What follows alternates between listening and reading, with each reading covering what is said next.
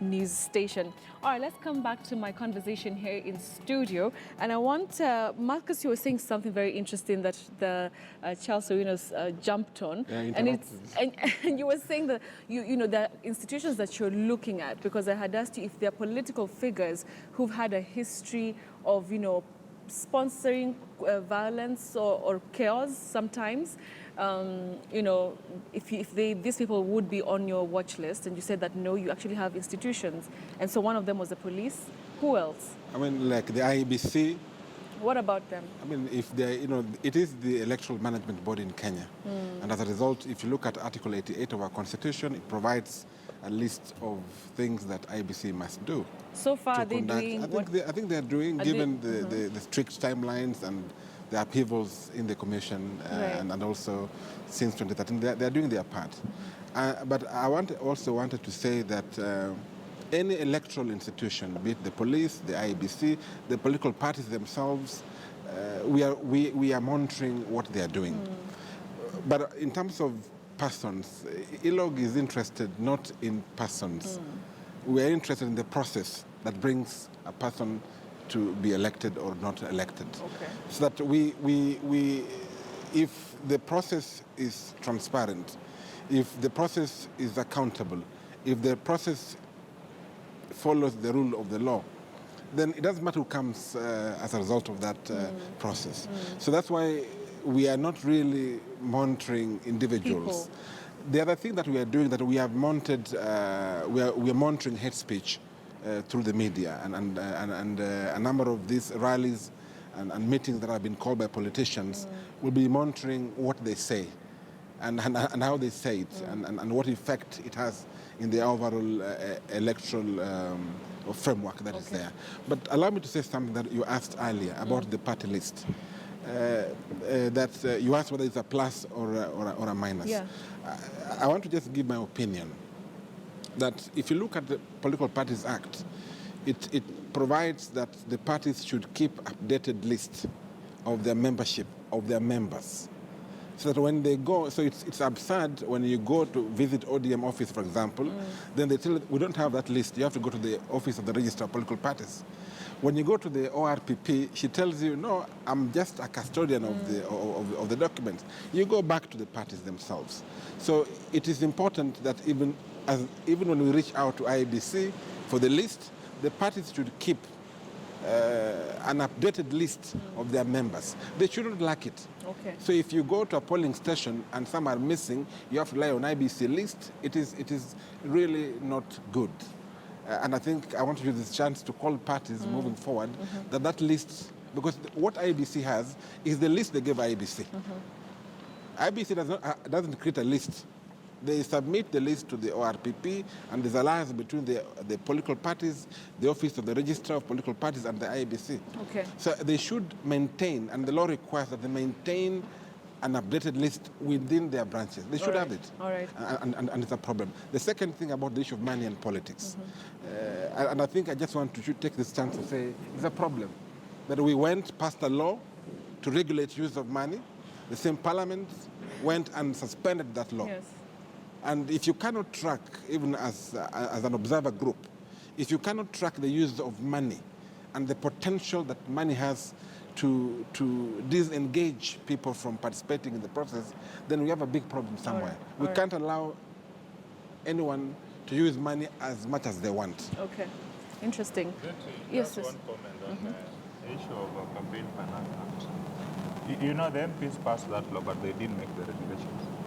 When IEBC told people who want to run to open accounts, I met some of the MPs in town, and they were not aware there was such an, and they said they will not obey it. So, you know, we have a parliament which is, I don't know how they work, because you pass a law which is supposed to affect you. When it comes to implementation, you pass the ball back to IEBC. Two, the Campaign Finance Act is a challenge. It's not new. You know, that is part of the work you guys in civil society have been doing, trying to bring up some of those laws. But you know, the implementation is a challenge. In the 70s, we used to have that law, 60s and 70s. There was a limit for MP, for councillors, I think it was 10,000. Then for MP, it was about 40,000. Then it turned out that enforcement becomes a problem. How do you enforce? You know, people will open an account, put some little money there, and tell you this is all the money that they raised. But out there, they spend billions. So you don't just make a law for the sake of making the law. Because in the US, it works differently. You know, there is a cap. If you get funding from the state to run the presidential campaign, then they will not allow you to fundraise. But if you fundraise, there is no limit. So we need, if we are going to borrow some of those practices out there, when we see how do we domesticate them, you know? But it's not just waking up and saying that, look, money is a major issue in politics. It's not the sole determinant. Okay. We have seen some of the richest guys running and still losing elections. You saw Mwao running against Mutula Kilonzo in Machakos, and he lost. You saw Biwott running against Murkomen. Yes. And he lost. Murkomen didn't even have a car. So, you know... So he agrees with me about the money issue? No, I'm just, you see, it's not the sole determinant. And That's what one should not just imagine that because they have sacks and sacks of money, that alone will give you the seat that you want. Okay, fine. Yeah. So I want us to go into this politics of nominations a bit more, and I want us to look at various positions really that are battlegrounds for different counties. And I want us to start with Kisumu. Of course, you have Anyang' Nyong'o and Jack Ranguma. What is your assessment of who's going to take this one? George? My assessment, and it largely goes to other constituencies of especially Nyanza, where ODM is very strong. There are different supporters to different people. But I am happy that the police spokesman has said clearly that there is not going to be any violence anywhere. And if there is no violence, certainly we will have the best candidates win. Is it first we have the best candidate and then no violence? What comes first? If there is no violence and the nominations are fair, then we will have the best candidates win. Yes. All right. Martin? I think Ranguma is the stronger candidate. But there is also Makombewa. I don't know why the papers are not talking about him. To me, Makombewa is even stronger than Nyong'o. But you know, you guys in the media decide what you put out there. But I would add on the question that you asked me, which I probably did not answer, is that between Anyang', Nyong'o and Ranguma, I think Ranguma, being the first governor, has been on the ground. His presence on the ground is felt more than Anyang' Nyong'o, and Anyang' Nyong'o's presence is more on the national level than in the grassroots. That does not affect what happens in the grassroots? It does. It does? It does affect. Okay, So Martin? it's a close competition. I think Ranguma would have some edge. There's a poll which came out, although I have some issues with some of those info-track polls. One, we will want to know who is funding them. Because when you look at the numbers of Nairobi, they even rate people who are not vying for certain seats. The last poll, they were rating somebody like Aladwa for Senate, yet he is vying in Makadara for MP. They are rating Songo for Senate, yet Songo is running for governor, you know. Then when you look at the Nairobi numbers, Kidero has 35, Songo has 35, Shebes has 35. Somebody somewhere is cheating us. They are cooking those numbers. But that aside, I still believe Is actually cheating or it's... No, it's cheating because it cannot, 35%. You know, it cannot just be a coincidence that each of the guys who is running has 35%. Of what? Of the, you know, the ratings. That if an election were held today, Kidero will get 35% of the poll. Of course, he's leading at 35. When was that? The last poll That's which the came last out, poll. you should be following it up. 35%, yeah. So the polls came out differently, but all of them are giving 35, 35, 35. You know, how? It's not possible. It's not possible. Then, right. when you look at the last one in Kisumu was showing that Ranguma is at about 60%. Then Makombewa is about 13, and Nyong'o is about 2-3. So that margin is huge. So if the polls are believable, then it means Ranguma is a guy to watch. Okay. But you know, there are also the party intrigues. If the party honjos don't want Ranguma for certain reasons, and you see he's fallen out with the deputy governor, who is the sister to the party boss, that will also have a bearing in who ultimately becomes the candidate. Right. But I think the guy to watch is Ranguma. If he gets the ticket, I think he will very easily retain the seat, because I don't see a formidable opposition in Kisumu. Anybody else running on any other party ticket Okay. will not do much. All right. Yeah. Fine. I want us to come to the police spokesperson, Charles. So, he needs to leave. So I'd like to hear your last comments about what is it that you can tell Kenyans as you proceed on. There is a survey that was done by NDI, National Democratic Institute. And it said that the country is highly polarized right now. What is the message that you can send to Kenyans as we head on to the elections, that all is well pertaining the police service in the country? I cannot specifically say that we are highly polarized, as indicated. But we know for sure there are ethnic divisions. But most of these things depend on political leaders, how they want things to move, because they have a lot of influence from wherever they get their support from. But we have a responsibility, as I had said, to ensure that the country is safe, and we can assure Kenyans that we are putting the best on the ground to ensure that all Kenyans are safe. For example, you were just talking about violence in some counties. Yeah.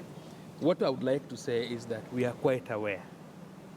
Even those parties, maybe who may have preferred candidates, and maybe they may fear that those candidates may be flawed by other candidates, and therefore they may plan violence so that they disqualify certain candidates. We are aware. And that is why I want to assure every Kenyan, sit pretty comfortable, that even where people are planning to cause violence, maybe to disqualify others, we have everything that we have placed on the ground to make sure that if you attempt, we will get hold of you, so that nobody gets an opportunity to dislodge the other unfairly. Because these are what forms the ground for violence in the country. Okay. So I want to assure Kenyans that, especially the multi-agencies in these countries, in terms of security, we still have issues of terror, which we work on every minute to ensure that the country is safe, and I think so far we've done very well. Right. So I don't think whether just a few pocket of individuals planning to dislodge another person from a political party, it will be difficult for us to manage. Okay. And that is why we are saying, even the nominations are not just party affairs. Yes, they are. But when it comes to security, somebody fighting his brother, no. That one we have to make sure that we are taking care of it. So I want to assure Kenyans that we are making sure that we have put the best on the ground to ensure that they are safe. And I think we are trying with today. All our county commanders are on standby, all our OSPDs, all our station commanders, to ensure that in every place elections end well. Because you see, at the end of the day, there will be counting. Yes. And that is why we have also ensured that every aspirant every political party gives the names, in every political party, the aspirants give the names of their observers that we will allow in when they are counting their vote. Okay. So no political party should come up and say we are interfering. No, we don't want anybody to get into already counted votes and start kicking the ballot boxes. Yes, yes. No, we can't allow that. Okay. So I'm just saying that we are going even to that level of ensuring that if there is any vote, then that vote must be counted, and may the best person win. May the best person Lastly, win. Yes. we are on Easter holidays. I would urge all Kenyans that will be driving, especially their families and any other Kenyans, to drive safely. We have ensured that our officers and those of NTSA are on the road, and don't blame us for delaying you, because if you overspeed, you will be taken to court, because we want to save your life. Your life is very important for the economy of this country. We don't want anybody to die and leave orphans that will strain the government in paying school fees and doing everything. So let every Kenyan be responsible, and let every Kenyan be on the lookout, be very observant, even when you are in church, wherever you are. If you see anything that is not adding up, that you think maybe form part of insecurity, please get in touch with us so that we can come in very fast and protect our country. Right. Otherwise, we wish all Kenyans a happy weekend and happy Easter. And let us hear that throughout the weekend, we don't lose a single life, especially on road accidents or on matters of insecurity. All right. Otherwise, we wish everyone best of luck.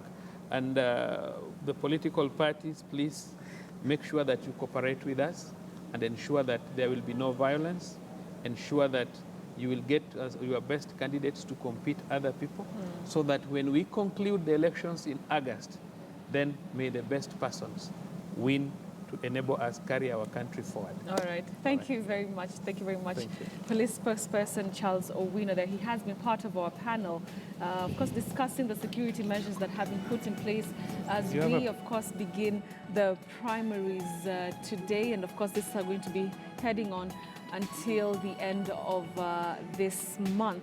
All right, so we'll take a break right now, but we're still back here, and I understand that one of the judge, you want also to leave us, and you have a final comment. Yes. Very, very briefly as we take a break.